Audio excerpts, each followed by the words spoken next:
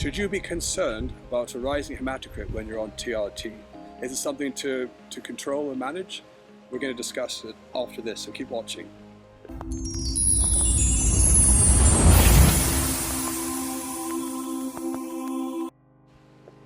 Hi, I'm Mike, founder of Balance My Hormoned, where we help men and women on their journey to optimal hormone balance. If you're new to the channel, please press like and subscribe so you don't miss future content. So today we're here in Miami. It's a lovely day. We're here with Dr. Eberwein, who is a doctor and a medical doctor in the United States who specializes in TRT at the Medical Health Institute. And we're really happy to be at his home today with this lovely background to film and answer some of the questions that you may have asked. And this is a constant one, it gets many searches, what should I do about hematocrit? And we know that men who are on testosterone replacement therapy may have a rising hematocrit due to sleep apnea or just the reaction to rising levels, because it's a good thing, isn't it, that testosterone rises, because many people who are deficient on testosterone tend to be anemic at times. So I'm going to let you discuss what what is the basis for, or should there be a basis for treatment? Should you do any treatment, and what should that be to control hematocrit when you're on TRT? Very good. That's such an important question, and such a question that still we don't have great answers for. So first, let's define hematocrit. So hemoglobin / hematocrit, it's the measure of the volume of your blood count. How much blood do you have? So hemoglobin is the actual measure of the blood cell mass. It's usually up to 18.5, which is the normal. And the hematocrit is a ratio. It's usually ×3 of the hemoglobin, something close to this. So the normal up to 18.5 of hemoglobin, and hematocrit up to 48, 49 usually. So with testosterone replacement, there's a pretty high incidence. It can be anywhere from 5 up to 40% of patients may experience an increase in their red blood cell mass that we see on our blood test as an increase in hemoglobin and hematocrit. So there are a lot of factors that may contribute to this.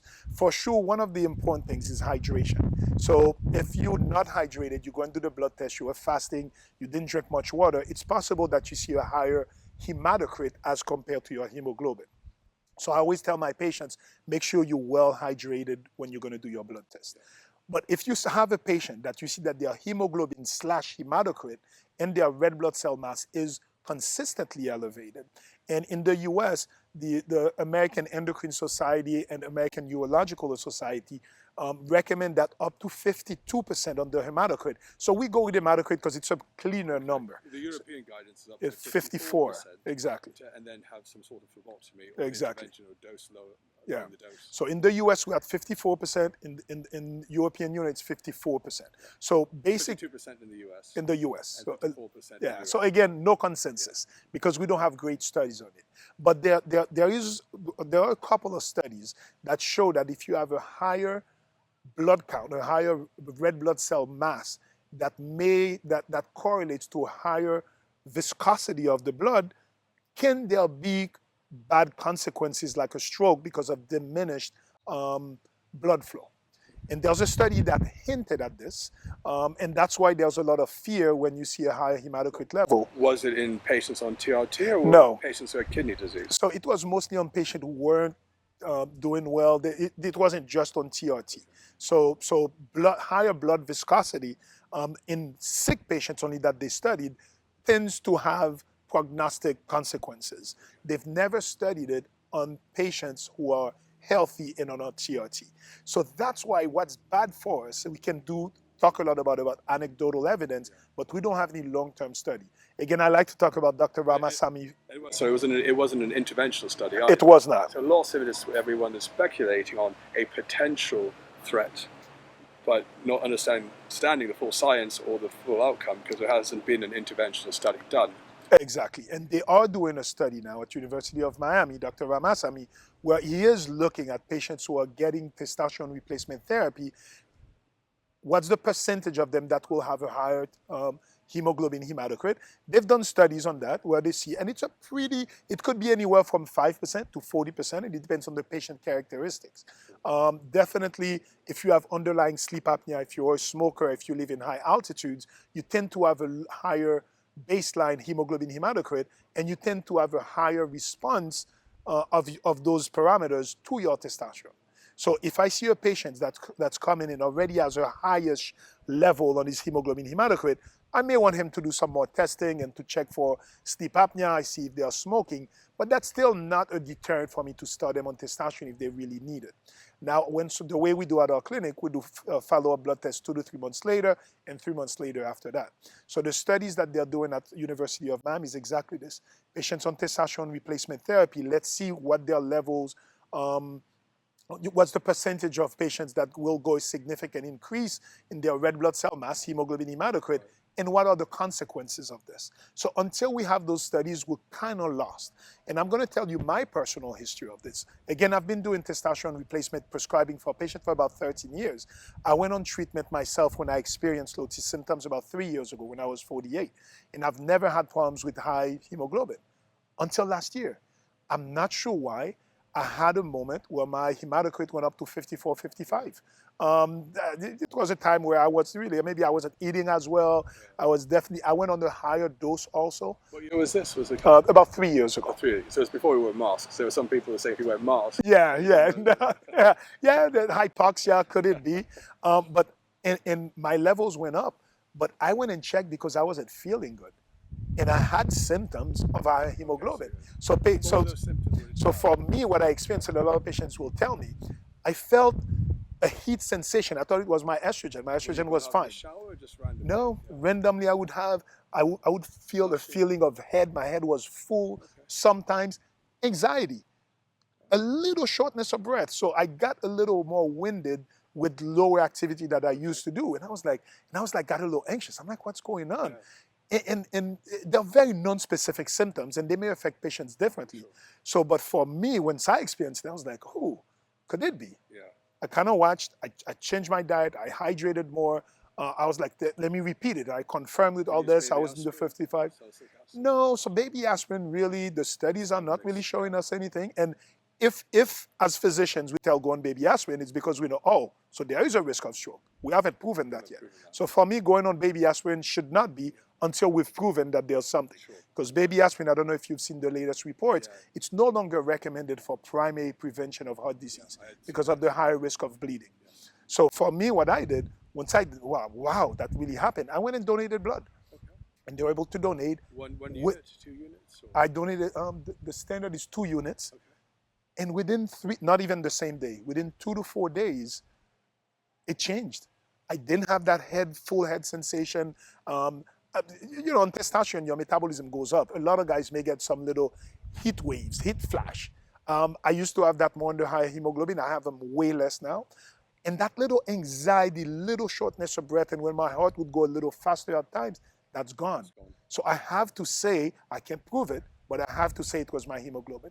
And when I talk to a lot of patients, I have patients who come with a hematocrit of 60, no symptoms whatsoever. But then I have another one, 52, 51, and blood pressure's up a little, he feels a little more anxious. So again, we need to listen to our patients. So when I see the number, I have them hydrate and repeat. And if it's high, I go deep into the questioning. If they have no symptoms, I may decide not to do anything. But I feel like again, when I spoke to Dr. Ramasamy with his studies, it's pointing, I can't wait to see those results, to see are there consequences to this. Right now, we don't know. So the way I do it at my practice, if the patient has symptoms and you're above 50, 52, for sure, go and donate. And I don't over-donate. That's another problem also, which I'll go over that. So first, ferritin. So if you're at those and you have symptoms, go and donate. If you pass 52, 54, even without symptoms, because I don't have the studies yet, I can't be sure, and there's a possibility that there may be some consequences, I will tell the patient to go and donate. But I usually, for me, donation is 2 to 4 times a year, no more than every 3 months. So you can donate sometimes every 6 weeks or 8 weeks. A lot of guys on TRT, because we've heard that, especially in the bodybuilding world, they donate too often and they crash their ferritin. And I've seen guys coming to ferritin of 10. Now they're exhausted, they have that palpitation, they have that anxiety. Which one is causing it? Is it your high hemoglobin? Is it the low ferritin? So when I see that first, I'm like, stop donating. Let's get your ferritin back up. Sometimes I go with a low, short course of iron supplementation to bring. donation. with the donation to bring the ferritin higher. But what's important, if you have somebody who's really experiencing this continuous elevation in their hemoglobin hematocrit, then you have to say, okay, what can I do to decrease that side effect? So first, avoid high peaks. So that's what I did. I decreased my total dose and I split my injections into 3. We do that a lot in our practice now. So so the typical way most clinics do it, it's a once-a-week injection, and the urologist still do 200 milligram or 300 milligrams every 2 weeks. Yeah. So now you get a high peak, Yeah.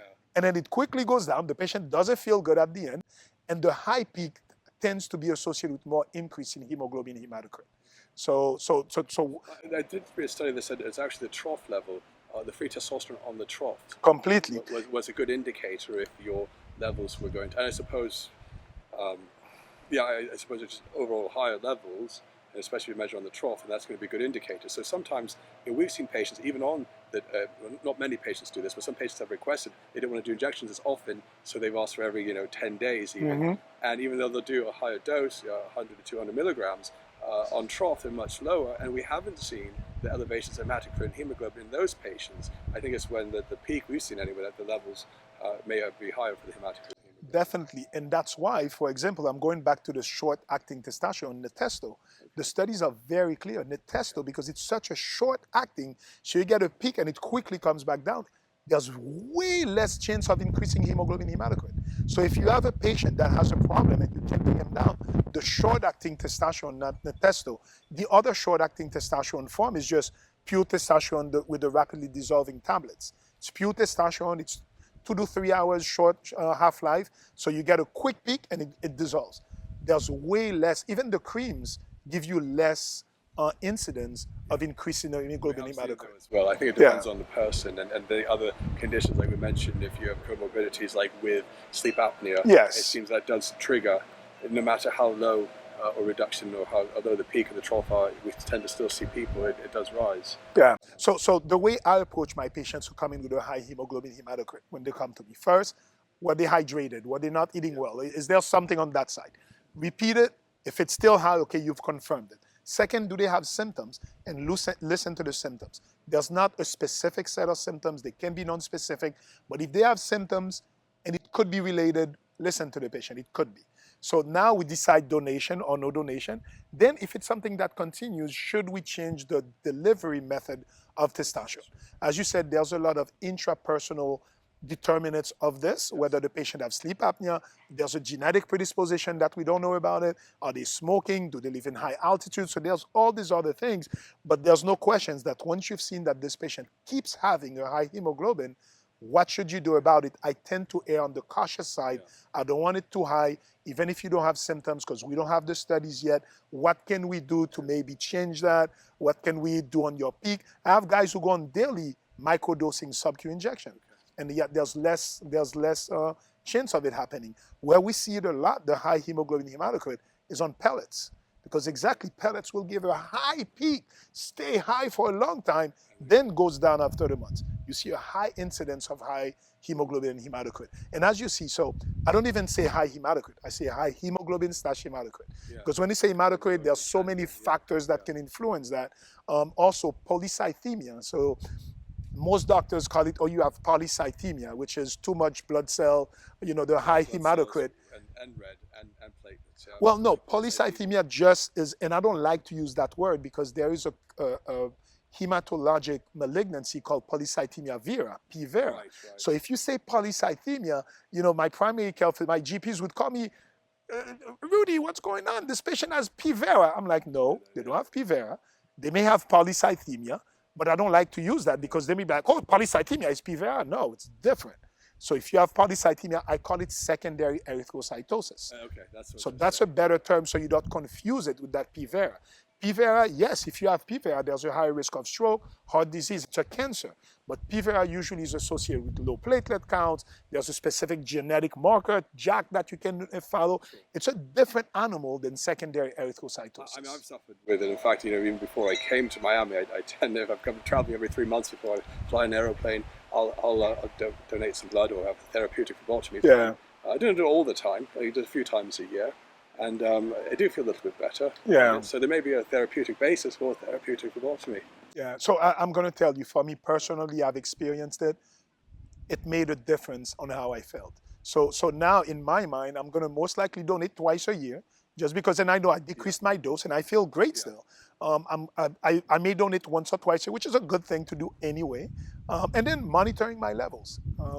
But if you have a patient that, for whatever reason, whether it's genetic, underlying sleep apnea, used to be a smoker, that happens, or it's a genetic predisposition that we can test for, and you see them consistently with a high hemoglobin hematocrit, I do address it with them. Yeah, with that's something dose that reduction or dose changes. Yeah. Or modality change plus the therapeutic phlebotomies. Or even informed consent. And I'll document that in my chart. Be like, look, we don't have the studies yet. My patient, I have a patient, he's always 58 or 60 on his hematocrit. And he said, I feel fine. And for him, he says, I don't want to donate. And you know what? I'm like, I'm okay with this because we don't have a studies yet. So when I tell to donate, I base that on more clinical experience, anecdotal. We don't have a full study. So if a patient is 58 and 60 because I don't have the studies, they don't feel bad, they don't want to change, I'm okay working with this, although I'm going to still be like, hey, man, we should really try to stay below 54. But I'll work with that patient because we don't have the studies. Again, we'll stay tuned for that University of Miami study when it's going to come out, and then we'll discuss it and see where we are at that stage. I mean, it's really frustrating for lots of patients, and even on the clinic side where we watch, it's like, oh, it's gone up a little. And it's this yo-yo effect. It is frustrating, and it's really bad now when the patient go to their GP. And then you get a panicked phone call from the patient. My GP said I'm going to have a stroke. They put me on aspirin. They told me I need to come off testosterone right now. It's a 30, 45-minute conversation with that patient because now they are scared. The GP scared them. Yeah, and we see the same thing. Yeah, and I cannot blame the GP because we don't have the studies yet. So if you think the old school thinking, that's what we're thinking. We need to go away from this. But I cannot now, as the testosterone replacement specialist, I can't say I have a study to show you that high HNH in a healthy TRT patient has no clinical consequences. We don't have that study yet. We can't say for certain. Exactly. Stuck in limbo until more studies come in, which are underway. What about certain pharmacotherapeutics to help mitigate maybe the potential belief that, I mean, we talked about, oh, this got this pipe and you're filling it up and the pressure's getting tighter. I mean, I think there's not everyone would agree. They might say, well, there might be flexibility in the pipe or the vessel, so they may accommodate over time this higher level. But there may be pharmacotherapeutics. I know I've spoken with Dr. Atos about pentoxifylline. It's actually a prescription drug I'm on that helps the blood flow, and it was originally prescribed for intermittent claudication. Have you had any experience with this? I don't, and I use pentoxifylline a lot for my intermittent claudication patient. A lot of my diabetics tend to have this, and we use that there. Again, there's no studies to show that if you have a higher hematocrit, that you use it with this. It is more anecdotal. Does it make a difference? We don't know. So I haven't used it. For example, there was a nice study that showed that when you have a higher, when the hematocrit is higher, yes, there's more, the blood is thicker, but there's a compensatory increase in nitric oxide that helps with the flexibility of the arterial wall. So, but it is an endogenous production of the nitric oxide. Right. Is taking nitric oxide as a supplement making a difference? So I tell my patients that if you have a high hematocrit, I like nitric oxide more as a vasodilator to try to, but all this, it is anecdotal. The pentoxifylline, we don't have long-term studies. On the Sartin, there was some small study, I think, for the Sartin showing that it may lower a bit the amount of hematocrit. I haven't seen that. Losartan I use a lot for my diabetics. For hypertension. It protects the kidneys on my diabetic patients. I haven't seen that. But if there's any of this would be just a modest decrease. Would losartan make a big difference enough that you can stay? I can't say. I haven't seen the studies. I know we don't have the studies on this. The big question is really talking to the patient and letting them know that, okay, this is there. We don't have real good studies for evidence of harm or evidence of no harm. So I cannot tell you that for 55 or 60, you're going to have something, but I cannot tell you that you're going to be completely safe. This is a decision we have to take together, and then we keep looking for new studies. I guess time will tell. Really. Time will tell. And in the meantime, really, if it's too high, let's find a way to decrease it. Let's keep looking for studies. What I love being in this space is we're learning as we go. And this type of medicine has humbled me so much. Every time I think I know a lot about it, I realize how much I don't know about it. Yeah. So the more you do under those studies, the more you realize you don't know. The scary part is when you have either a doctor or a patient tell you, I know everything about this. No, we're only just learning. So it's the same story about the AI. When we first started practicing, all my patients were on anastrozole. But now that we know better, the studies are different.